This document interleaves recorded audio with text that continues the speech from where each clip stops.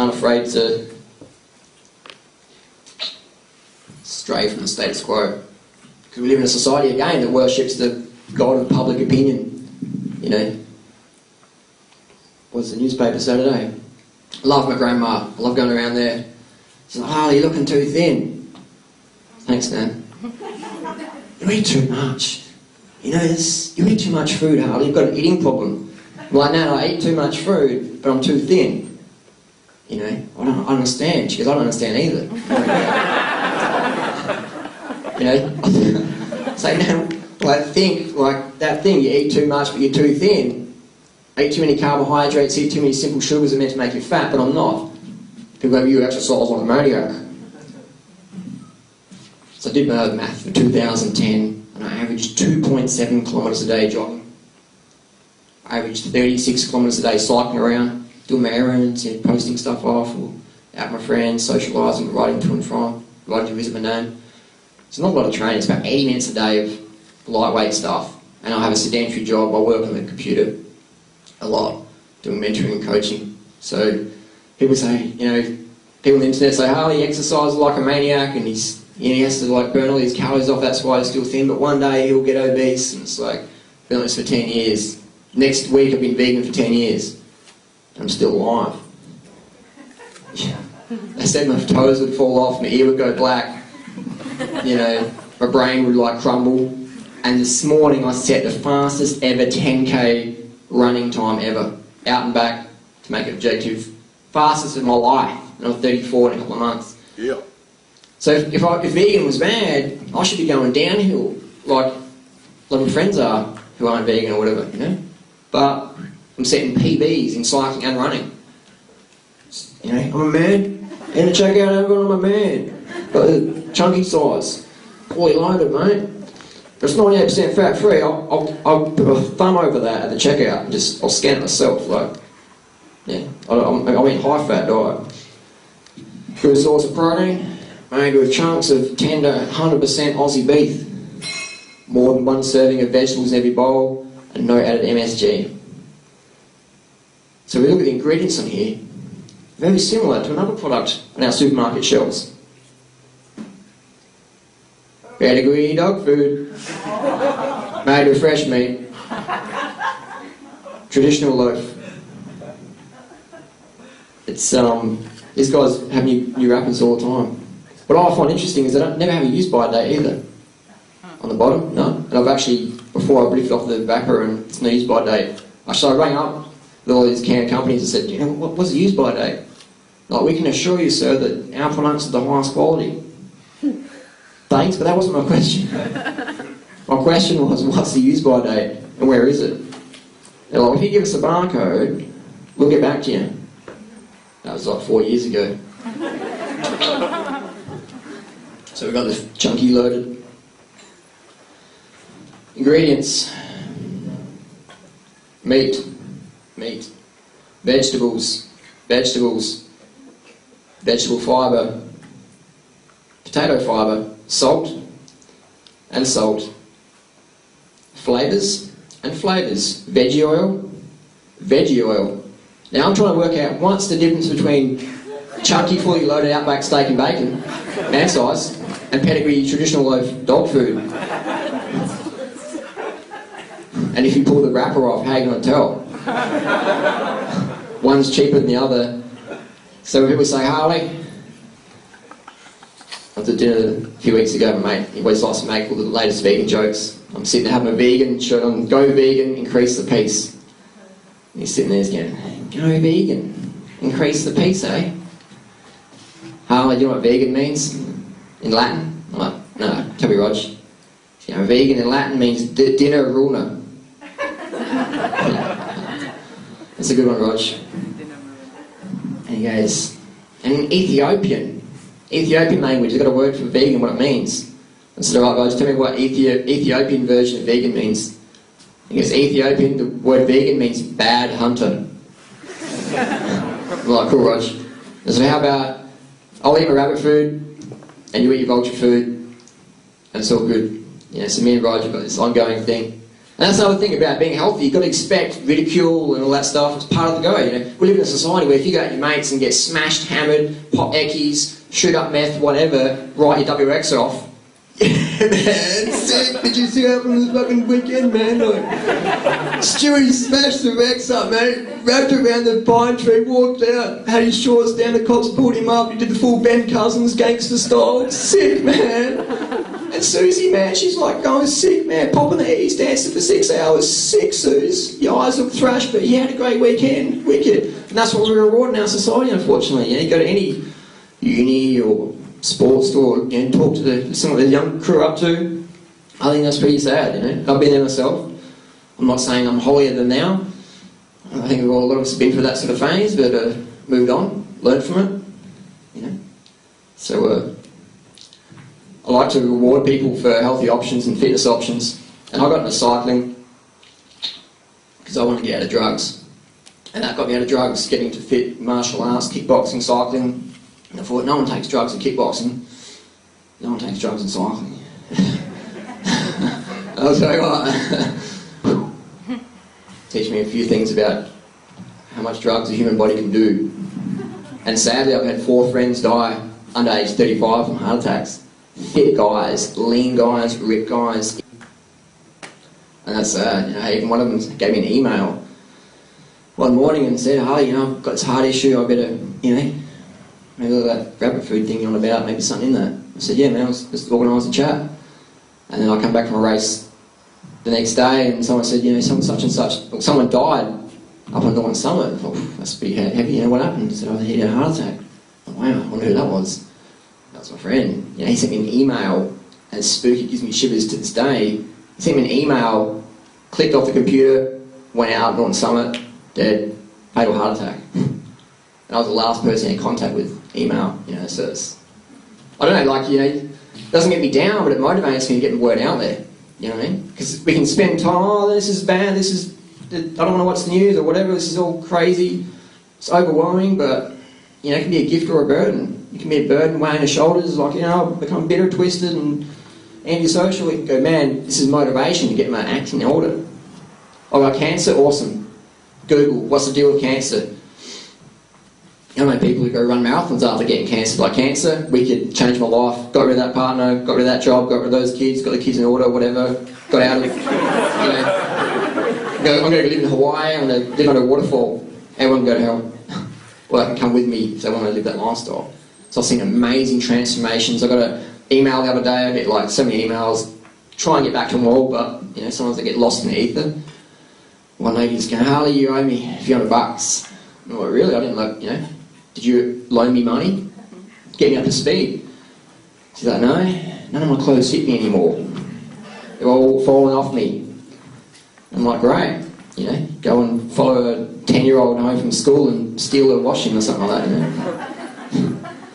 Give me some real problems. So yeah, I've seen some incredible transformations. I've seen people go from, you know, really out of shape to like elite athlete. I've seen people go from elite athlete to really out of shape. I've seen people go from really happy, bubbly, vibrant people to getting a free holiday in the mental institution for a couple of weeks. So people try and do raw foods and just go nuts, literally. Again, ending up in the mental institutions. I've seen people with the model bodies end up less than model body, trying to do raw foods and going, Harley, what's going on? I've never had a weight issue in my life. Excess weight, and now I do. I'm eating healthy, then you want to know. I'm like, yes, but you're eating the wrong way of health. You're eating the financial, the system sort of way of health, what makes money, you know, what makes money. Because yeah, there's a lot of confused people out there, a lot of desperate people out there, and a lot of predators going, yeah, I know that, I can see that, you know, and this is the best product. I don't have any products in the back wall today. I promote fruits and vegetables. That's the best products. That's what you need. Fruits and veg. Don't panic. It's organic. You know, people go, do you need to eat organic? And it's like, it tastes better. It's better for your environment, better for your body. Why not get it? It costs too much money, Harley. Well, you know, I've got a friend who's like a $15,000 push bike. He's got $5,000 wheels. You know, he's a music teacher. He's like, oh, organic stuff, man, it is expensive. You know? How do you afford it? I'm like, dude, I don't ride a 15 grand bike. You know? He's like, I guess. I'm like, I don't live in the suburb you live in, man. You know what I mean? We don't need more money, we just need different priorities, I believe. And once you learn, you know, how to get organics, good prices, but even if you spend a lot of money on, my main expense is food. People go, how are you not getting much for your return? Like, you're still skinny. You know? I don't like hanging out near goats, because they mistake my arms and legs for twigs. And so this goat next door to me on this farm is always giving me hassles. But anyway, so people will say, you know, it's expensive. There's no better investment than your health. Nothing provides better returns, you know what I mean? In my opinion. I mean, like my dad, when he passed away from chemotherapy, I know it was cancer, that's right. Cancer killed, it wasn't chemo. Chemo was good, radiation was great. But there's the cancer, you know. Even the oncologist said. So the oncologist, what's this radiation treatment going to do for my dad's immune system? She's like, it's going to destroy it. You know? This is the facial expression she's saying. Not lovely lady, just didn't want to know. And I said, if you did the chemo radiation, what would happen to you? You're pretty sort of healthy and young, looking alright. She goes, it would wipe me out, my hair would fall out, my immune system would be trashed, I couldn't train, I'd be dead. And I'm like, so why would we give it to my dad? Why has my dad got cancer? She's like, his immune system is thrashed. I'm like, so we're going to thrash his immune system more? That's like you're walking down the street and you see a grand trip over a cable or something like that, and you're like, oh, she's fallen over, let's kick her up, let's kick her back to her feet. You know what I mean? It's like you got cancer, your immune system's so weak, your cancer's just taken over your body, let's get your immune system down even more. You know what I mean? I say if you've got cancer, if you've got any health issue, get your immune system up, get it strong. But it makes a lot of sense, it doesn't make a lot of dollars, you know.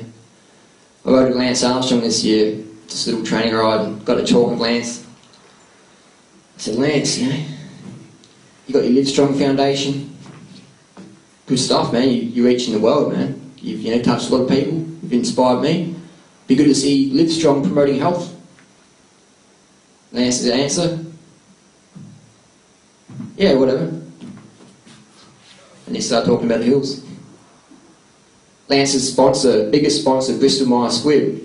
You know, Bristol Myers Squibb, biggest pharmaceutical company on the planet. And Lance says, drugs, man. There's no drug problem in cycling. It's like your father or your mother owns Cadbury, and you're like, chocolate? What's chocolate? You know.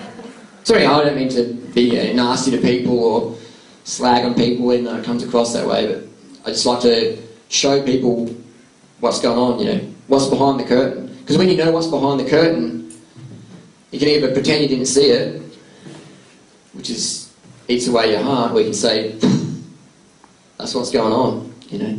And in cycling we have the doping issues, in all sports we have doping issues, but in cycling we test so much that everyone says, oh, you run spikes, so you must be on the gear. It's like, well, no, I'm not, I don't drink coffee, I don't have a cup of coffee for 11 years. I'm like, okay. And so all cyclists are on drugs then. It's like, well, yeah, it's like eating breakfast. Well, cycling, that makes cyclists bad people. It's like all sports people on the gear. Swimming, rugby, football, rowing.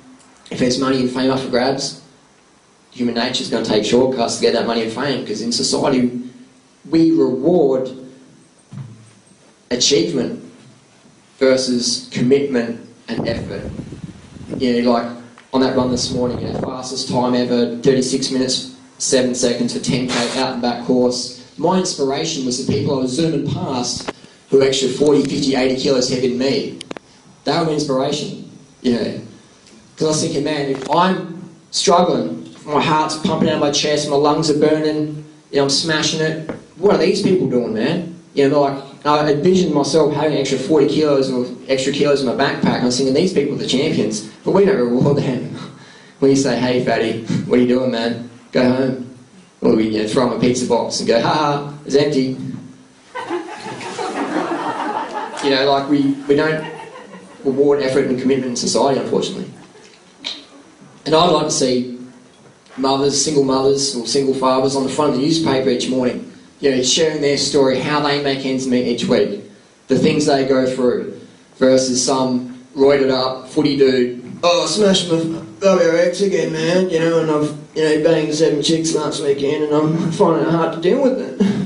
You know, like the West Coast Eagles has like suspended me, man. My hair gel's like crossing over. So it's, that's the sort of system we live in. I accept it. I don't sort of tolerate it. I don't, trying to agree with it, but I accept how it is. And we first got to admit we're wrong before we can have change. We've got to see things as it is. Everyone else is going, everything's great, man. Everything's great, like the world's wicked, and, $5,000 baby bonus, 27,000 kids under age 5 dying per day from starvation. Doesn't happen. It's all great here. And we live in the best country in the world. I've travelled the world on my bicycle, and Australia is rocking. I'm so blessed and grateful to be born here. You know what I mean? Like, the opportunities we have is insane. 99% of the world, 99.9% of the world would kill for anything we've got here, for our lifestyle. We can have like a safe place, no one's going to come through a rocket launcher, blow us all up. We can sit here, it's nice, cool weather, we've got comfy chairs, we've got technology, we've got food, give it away, It's just, I can make fun of food. We just got so much abundance here. It's like, so that what helps me keep me going. It's going, the world's crazy, but it's like, look how much abundance we got there. So from the worst can come the best if we choose to see it that way. It's just one choice, to feel love instead of fear, to feel love instead of pain or hatred or whatever, To give tough love to people, to say, no, I'm not going to accept that. I'm not going to go backward, I'm going to go forward. No, I'm not going to say what's convenient, I'm going to stand up and tell the truth. When someone does that, leaders formed, and you might be a leader in your community, your family, within yourself, because if we can't lead ourselves, it's hard to lead other people. Because we can only give other people what we give ourselves. You know what I mean? So it's, it's about following your heart and getting ready for the adversity. Good adversity, man. You know what I mean? Because everyone's going, Harley, you're telling me some heavy crap, man. I've got enough going in my life. I don't need Banana Boy telling me what to do. Anything but Banana Boy on stage. 70 bananas a day. By the time we finish and then get out of here, this banana dude's already cursing me. I encourage people to follow your heart, because otherwise, if we don't follow your heart, you end up living a life of quiet desperation, of unfulfillment, of a beautiful house or whatever, the picture textbook family, but it's not really happening. For me, the purpose of life is to be happy. The purpose of life is to be happy and to share that happiness with people, because happiness is best shared. The purpose of life is to be happy. Harley, if it was so simple, how come we're not all doing that? That's a good question. The purpose of life is to be happy, just to feel it in the moment. I mean, people say, Harley, I can't feel happy now because you don't understand my situation. I'm like, well, when are you going to feel happy? When your kids are perfect, when the mortgage is paid off, when you've got the perfect job, when you're on the sunshiny beach and the coconut drops down, the chipmunk opens it up for you and said, here you go. It's not going to happen. You know what I mean? The travel agents say it will, but the media says it might, but your parents said this is what will happen, but it often doesn't happen. So I encourage people to be happy now, because this moment's all we got. Here, right now. We don't have tomorrow, we don't have even 5 minutes really. All we have is right here, right now. Happiness is only experienced in the present moment. It's not yesterday, it's not in the future. It's here. So I encourage people just to feel the happiness now. People go, if I sat down and just ate bananas and vegan and all that stuff and just felt happy, I wouldn't get anything done. The bank would come in and take my house away. The welfare would take my kids away. What are you talking about, dude? You had a grip. I say feel happy regardless of what's going on. And let that happiness infuse your daily actions. If that makes sense. People say, Harley, if I'm happy, I won't want to achieve anything to make me happy. Yeah? How about happily achieve? How about have your happiness drive you to achieve more? Infuse that happiness in your achievements. Some people say, Harley, your happiness must depend on you being fit and healthy. No way. No way. My happiness drives me to be fit and healthy and can continue that. You know what I mean? Does that make sense? Yeah. My happiness drives me to be fit and healthy. My happiness doesn't depend on being fit and healthy. Sure, it's easy to be happy when you're fit and healthy. Definitely. You've got a greater participation in your daily reality because you don't have Crohn's disease anymore. Going, oh my God, you're not double bent over on the toilet floor with issues. It's easy to have more participation in your daily reality then. So my happiness drives me to do what I do. But I just choose to feel happiness in the moment. Because people, you know, I can walk up down Collins Street, I was in there today, ride my bike around, just watching people. And you see people's reactions, you know, like just how people interact with each other. And I think you could give someone $100, you stand there on Collins Street, Burke Street, wherever, giving people $100. And some people go, oh dude, cheers man, high five. And some people go, don't go near him. That's you know. So you're going to have the same situation, the same body language, the same tonality, the same expression in your face, $100, $100, $100. And you're probably going to get 20 different variety of situations, yeah? Some people go, oh, this is wicked, man, $100, you know? So we're going to, mate, go down here, he's getting $100, sick. Some people are going to call the cops, there's some crazy in the street getting $100, man, lock him up, you know? Some people will be like, what do you want? You know, this is too easy, too good. So, you know, happiness is only a choice in the moment. It's a personal choice in the moment for happiness. A lot of people might go, that's stupid. That's just like, no, where's that? But think about it. If you don't remember anything I talk about tonight, remember that happiness is only a choice in the present moment. And I got a choice to experience that. When my father died, you know, I gave him a hug. I knew Dad's gone. You know, I was just like, what are we going to do here? You know, am I going to like get drunk, go back to drugs, just, you know, hate life, or am I going to live by the values my dad instilled in me? I know what sounds like more fun. I know what my dad would want me to do. I know what I want to do. I know what society wants me to do. So I did that. Follow your heart. Be happy. Choose to be happy in the moment. Happiness is only experienced in the present moment. Right, let's get back to the canned products. Tuna. There's a Coles advert just in the bus stop out there. It says, because everybody buys tuna. I was like, I don't buy tuna, man. Well, I do today. People probably saw me in the shop going, I saw Durianrider buying tuna, man. And meat. He must be really deficient, man. And Tim Tams. So we've got premium style chunk tuna since 1956. And we've got no use by date. My dad could have bought this tuna as an apprentice fisherman. So we've got all natural from Thailand. And I go to Thailand every year, and it's amazing. I've sat on the beach, and you see the whole horizon, just fishing boat, fishing boat, fishing boat. Every night, boom, 24/7, nets coming in, long lines going out, just full on. In the morning, stuff just washing up, you know, bottles, cans, nets. Crazy. And I go there, you know, when I'm there on the beach every morning with a big sack, a Hessian sack of old fish feed, whatever it was, because they're on the beach as well, just filling up. Locals think crazy, but then after a week they're like, well, makes sense, man, I've got a tropical paradise, let's look after it. And so we've got the old tuna, got some hot chick on there doing mermaid pose. What's that got to do with stinky fish? You know? All natural. Jesus. My booger's all natural. Imagine like working as a waiter or waitress in the restaurant, and here you go, sir, all natural. What'd you do, mate? It's all natural. It's all natural, mate. Organic, don't panic.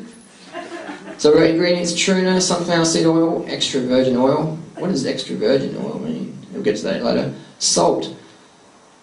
Because fish in its own tastes pretty average when you just bite into a tuna. It doesn't taste good. I used to be a full-on crazy fisherman, and you know, I've tried all those dishes, and it's like, and you need the wasabi, you need that condiments. So we've got a good source of omega-3. Last time I checked, omega-3 long-chain fatty acid destroyed with heat. Forget that. But we've canned it. High pressure can, high heat treatment, still no use by date. So again, the tuna company, Saf Cole and John West, I've rang them up before. What's the use by date? Well, we can't find the use by date, guys. Give me a hand. We assure you, sir, our products are the highest quality. You guys work for Tim Tams as well? That's the same question I got. And it's the same thing. They do not answer your questions. Ask no questions, get some lies. We've got a little barcode on top. We've got CU58SIYLMNBJT 3LEM. Sound like a robot, but that's the thing on the can. What does that mean? You know what I mean? So I've got this whole hype. Good source of omega-3. Everyone's eating the omega-3 tunas. When you cook it, man, it's gone. Eat raw fish, still got mercury in there. So what they're doing now is they're going, what about DHA?